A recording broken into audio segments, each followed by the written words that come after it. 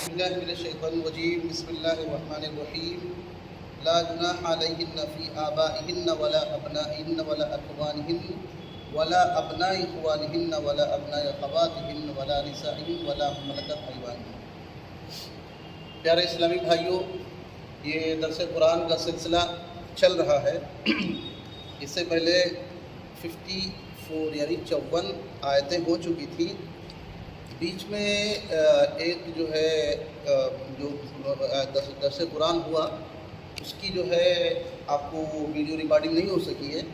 تو اس کا انشاءاللہ کبھی ہوگا۔ آج آیت نمبر 55 سے شروع کیا جا رہا ہے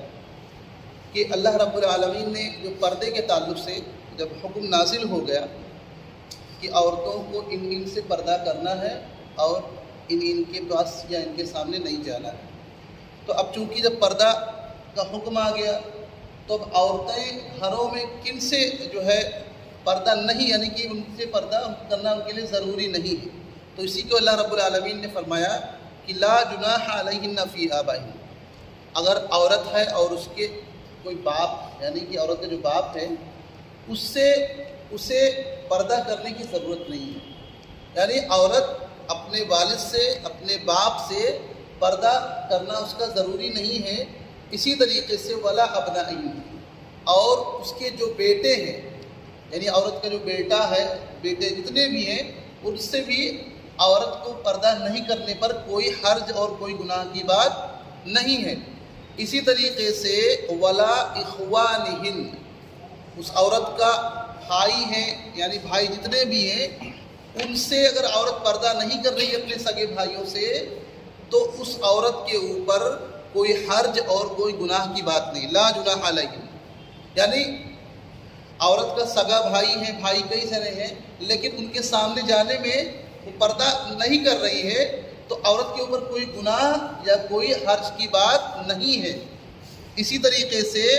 ولا ابناء اخوانہن، اخوانہن بھائی ہو گیا، ابناء اخوانہن یعنی بھائی کا بیٹا، کیا ہوا؟ بھتیجا۔ تو اگر بھتیجا ہے اور بھتیجے کے سامنے عورت پردہ نہیں کر رہی ہے، تو اس عورت پر کوئی حرج یا کوئی گناہ کی بات نہیں ہے، یعنی اس کے اوپر بھتیجے سے پردہ کرنا ضروری نہیں ہے۔ اسی طریقے سے ولا ابناء اخواتہن، اخوات یعنی اخوات مطلب بہنیں، اور بہنوں کا جو بیٹا ہوتا ہے وہ کیا ہوتا ہے؟ بھانجا۔ تو بھانجوں سے بھی عورت کے اوپر پردہ کرنا لازمی اور ضروری نہیں ہے۔ ولا نسائہن، اور عورتوں کے جیسے یعنی دوسری عورتیں جو ہے، یعنی عورت جب عورت سے ملے گی تو اس کے لیے بھی پردہ کرنا ضروری ہے۔ پردہ یہاں سے مراد یہ ہے کہ جو چیزیں کھلی رہتی ہے، چہرہ وغیرہ، ایسا نہیں ہے کہ ایک عورت ہے تو دوسرے عورت کے پاس بالکل ننگی ہو جائے، یہ طریقہ بالکل درست نہیں ہے۔ بلکہ جو پردہ جس لحاظ سے کہا جا رہا ہے، تو عورتوں کے بیچ میں بھی جانے کے بعد بھی وہ بے پردہ اگر ہے، یعنی عورتوں کے بیچ میں اس کا چہرہ کھلا وغیرہ، تو اس پر کوئی گناہ نہیں ہے۔ ولا ما ملکت ایمانہن، اور اس کے گھر میں جو غلام ہے، لونڈی ہے، اس کے سامنے بھی اس کو پردے کرنے کی ضرورت نہیں ہے۔ اب چونکہ غلام اور لونڈی کا اتنا وہ ہے نہیں، کیونکہ آج کل، لیکن آج کے ماحول میں گھروں کے اندر اگر کوئی نوکر کام کر رہا ہے تو نوکر وہ اس طریقے سے غلام نہیں مانا جائے گا،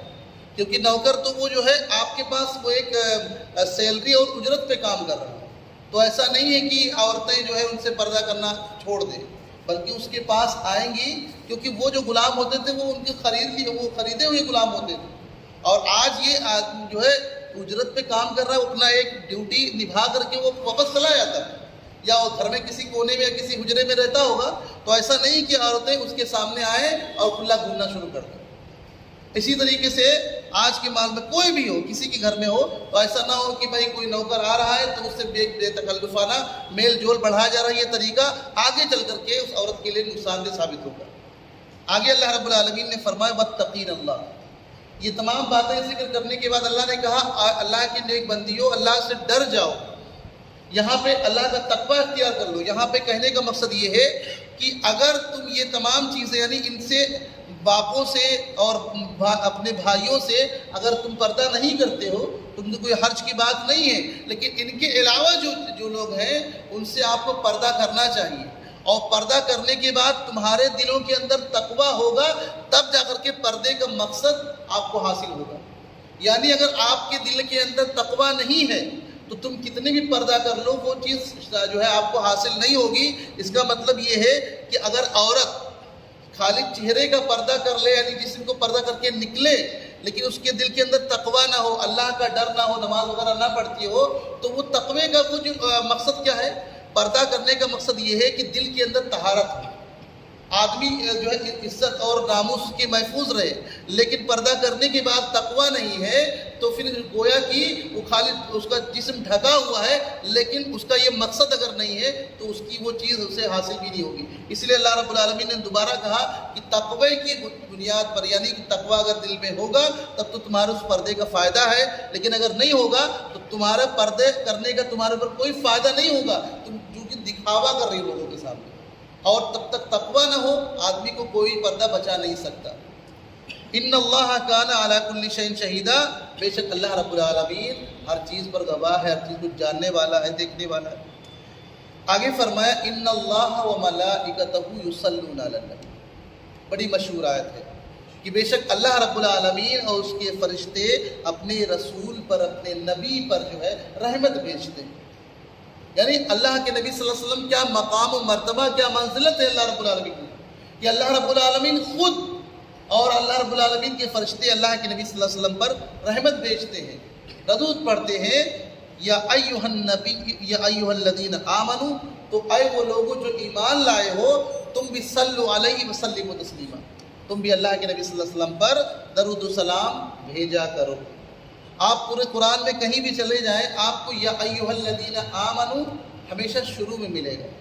آیت کے بیچ میں کہیں نہیں ملے گا۔ یہی آیت ہے جہاں پہ اللہ رب العالمین نے بیچ میں کہا،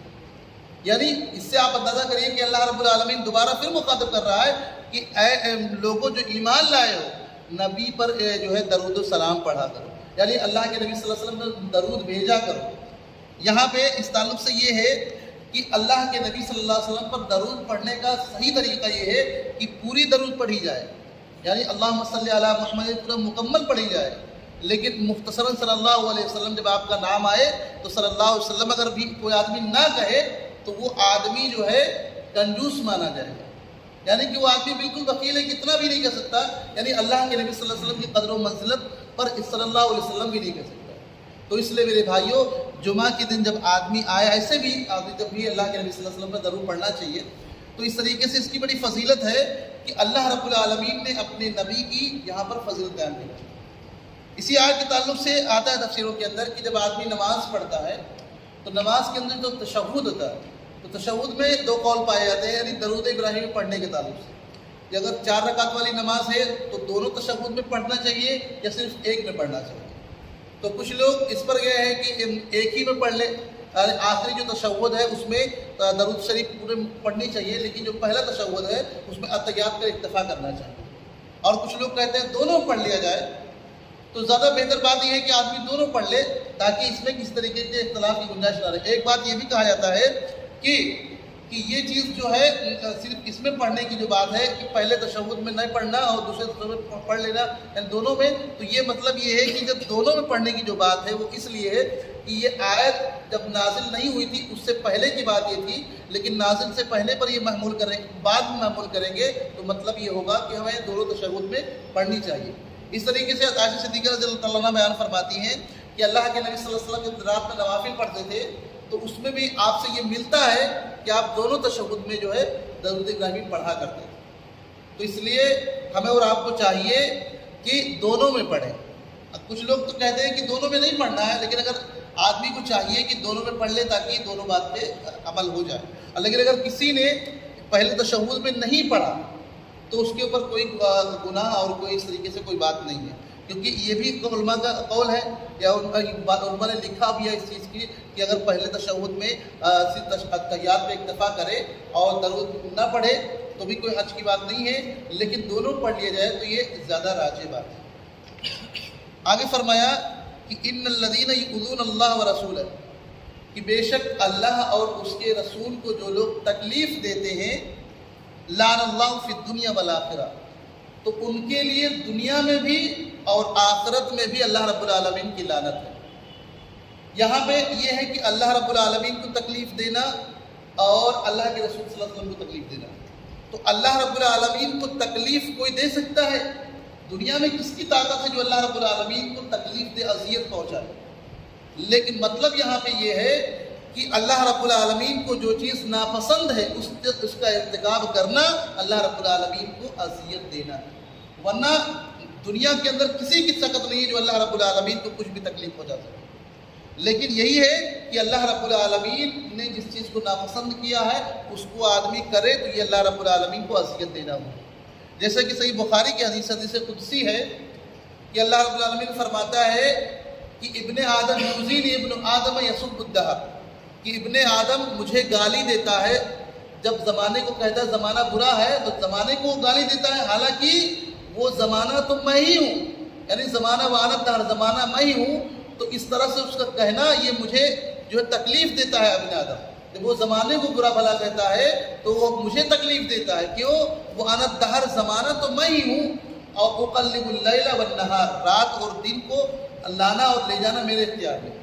تو اس کا مطلب یہ ہے اگر کوئی آدمی غصے میں آئے کہے وقت بڑا خراب چل رہا ہے، زمانہ بڑا برا ہے، تو اس طریقے سے یہ کہنا اللہ رب العالمین کو اذیت دینا ہو. کیونکہ ماحول خراب ہو سکتا ہے، لوگوں کے اعمال خراب ہو سکتے ہیں، لوگوں کا طور طریقہ غلط ہو سکتا ہے، لیکن زمانہ نہیں خراب ہو سکتا، کیونکہ اللہ رب العالمین نے زمانے کو گالی دینے سے منع فرمایا، اللہ کو اذیت پہنچتی ہے. اسی طریقے سے اللہ رب العالمین کے لیے جیسے کہ مشرکین یہود و نصارہ اللہ رب العالمین کے لیے اولاد مانتے ہیں، اللہ رب العالمین کے لیے اولاد بتاتے ہیں، تو یہ چیز بھی اللہ رب العالمین کو بہت اذیت پہنچاتی ہے. بعض روایتوں میں یہ بھی کہا گیا کہ اللہ رب العالمین کو ابن آدم اللہ رب العالمین کو تکلیف دیتا ہے جب وہ اللہ رب العالمین کے لیے بیٹا بتاتا ہے، حالانکہ پھر بھی اللہ رب العالمین اس کو مہلت دیتا ہے اور اس کی روزی روٹی نہیں بند کرتا. تو اللہ رب العالمین سے زیادہ بندوں پر کون مشفق و مہربان ہے؟ لیکن انسان اس چیز کو سوچتا نہیں ہے. اللہ رب العالمین کو تکلیف دیتا ہے، اور اللہ کے نبی صلی اللہ علیہ وسلم کو تکلیف دینا یہ ہے کہ اللہ کے نبی صلی اللہ علیہ وسلم کو جھٹلانا، اللہ کے نبی صلی اللہ علیہ وسلم کو جو ہے مجنون، دیوانہ، ساحر، شاعر وغیرہ کہنا، یہ اللہ کے نبی صلی اللہ علیہ وسلم کو تکلیف دینا. ایک بات یہ بھی کہی جاتی ہے کہ صحابہ کرام رضوان اللہ علیہم اجمعین کے بارے میں بھی، ان کے بارے میں غلط افواہ اڑانا، ان کے بارے میں غلط چیزیں پھیلانا، یہ بھی اللہ کے نبی صلی اللہ علیہ وسلم کو تکلیف دینا ہوگا. کیونکہ اللہ کے نبی صلی اللہ علیہ وسلم نے اپنے صحابہ کے تعلق سے کتنی بہترین بات بتائی کہ ما انا علیہ واصحابی، کہ جس طریقے پر میں اور میرے صحابہ ہیں وہ طریقہ صحیح ہے، وہ طریقہ راہ راست والا ہے، وہ طریقہ ہدایت والا ہے. جو میرے صحابہ کو لا تسبوا اصحابی، میرے صحابہ کو گالی مت دو. ہاں یہ چیزیں ہیں کہ صحابہ میں اگر کبھی کبھی اتفاق کسی سے اختلاف ہوا، کوئی چیزیں سرجد ہوئی، تو انہوں نے اپنے آپ کو صحیح کیا، اللہ رب العالمین سے توبہ استغفار کیا. کیونکہ صحابہ کے تعلق سے اپنے دل میں بزن ہونا یا معاملہ کو خراب کرنا، معاشرے کے اندر غلط چیزیں پھیلانا، یہ بھی اللہ رب العالمین اس اللہ کے نبی صلی اللہ علیہ وسلم کو تکلیف دینا ہوا، جیسا کہ یہ آیت بتلاتی ہے ہمیں. اور لعنت دنیا اور آخرت میں اللہ کی لعنت سے مراد یہ ہے اللہ رب العالمین کی رحمت سے محرومی اور اللہ رب العالمین کی رحمت سے دوری. لعنت کا مطلب یہی ہوتا ہے کہ اللہ رب العالمین کی رحمت سے دور ہو جانا، اللہ کی رحمت سے محروم ہو جانا. اسی لیے کہتے ہیں کسی بھی آدمی کو لعنت نہیں کرنا چاہیے، اور نام لے کر کے متعین کر کے کسی شخص کو لعنت کرنا تو اللہ کے نبی صلی اللہ علیہ وسلم نے بالکلیہ منع فرمایا. کیونکہ اللہ رب العالمین کسی بندے سے کوئی غلطی ہو جائے تو اس کی اصلاح کریں، اکیلے میں لے جا کر کے اس کو سمجھائیں، لیکن اس پہ لعنت اور ملامت مت کریں. اس معاشرے میں بعض لوگ کہہ دیتے ہیں کچھ پر اللہ کی لعنت ہو، اس طریقے سے جملے نہیں کہہ سکتے ہم، کیونکہ اس نے غلطی کی ہے. لیکن یہاں پہ کیا ہے، اللہ رب العالمین کو اذیت دی جا رہی ہے،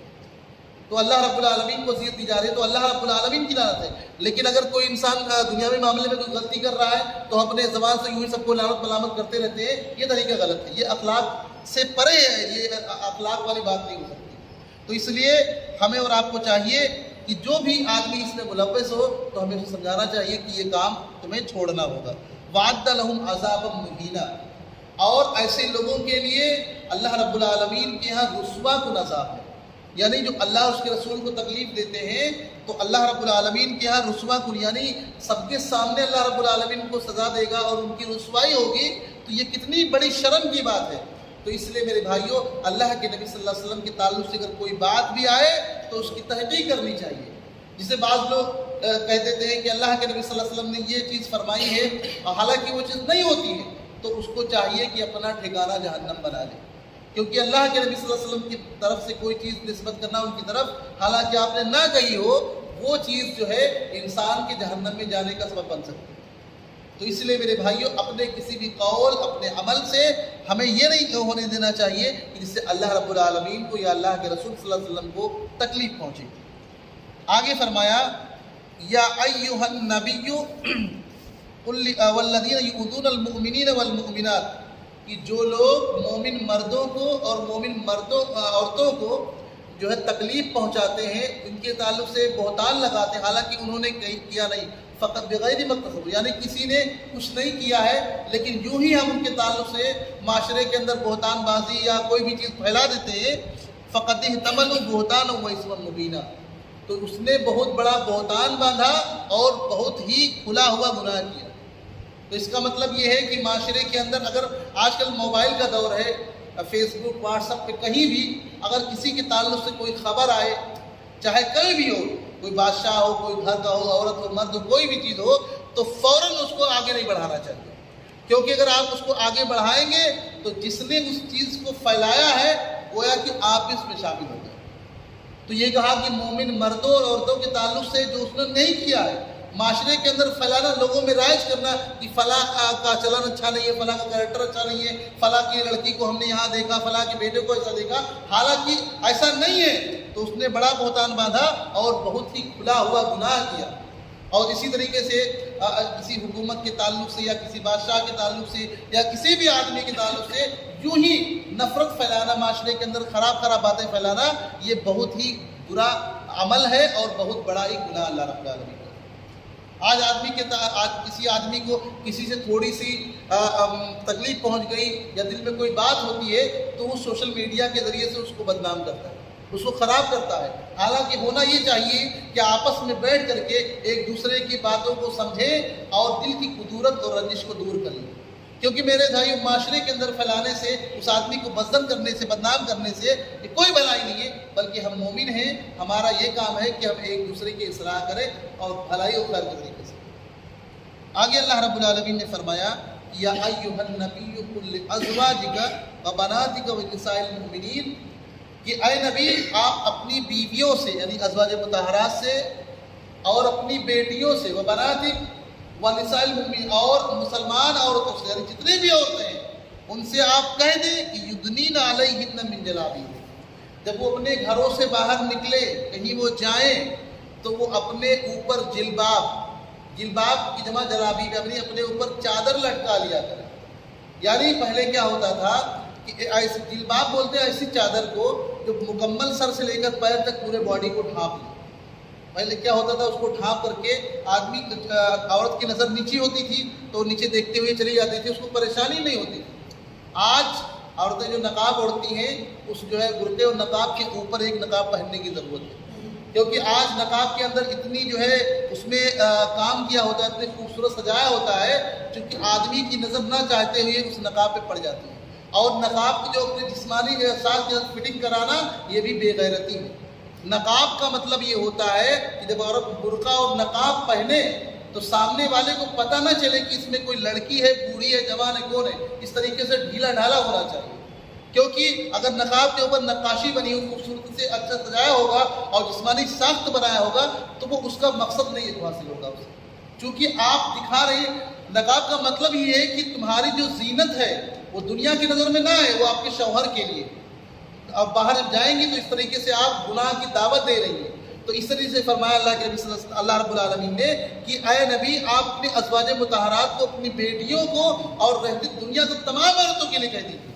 یہاں پہ بنات جمع کا صیغہ ہے، یعنی اللہ کے نبی صلی اللہ علیہ وسلم کی ایک بیٹی نہیں کئی تھی، جیسا کہ روافظ کہتے ہیں کہ اللہ کے نبی صلی اللہ علیہ وسلم کی ایک ہی بیٹی مانتے ہیں. روافظ کہیے، اس سے اس آیت کریمہ سے ہمیں پتہ چلا وہ بنات کہ آپ کی ایک سے زیادہ بیٹیاں تھیں. تو اس لیے میرے بھائیوں اور عورتوں سے کہیں کہ اپنے اوپر وہ جلباب چادر ڈال دیا کریں. بعض پہلے کی عورتیں کیا کرتی تھیں، اس پر عمل کرتی تھیں، آنکھوں کے سامنے چھوٹا سا سوراخ کر لیتی تھی، باقی اوپر سے نیچے تک ایک دم جو ہے ڈھیلا ڈھالا ہوتا تھا. اور اس کے بعد الگ الگ شکلیں ہیں، لیکن آج معاشرے کے اندر جو رائج ہے وہ اس نقاب کے اوپر بھی ایک نقاب اوڑھنے کی ضرورت ہے۔ یہ کیوں کہا کہ اپنے اوپر جلباب چادر نقاب ڈال لیا کرو، ذالک ادنی ان یعرفن فلا یؤذین،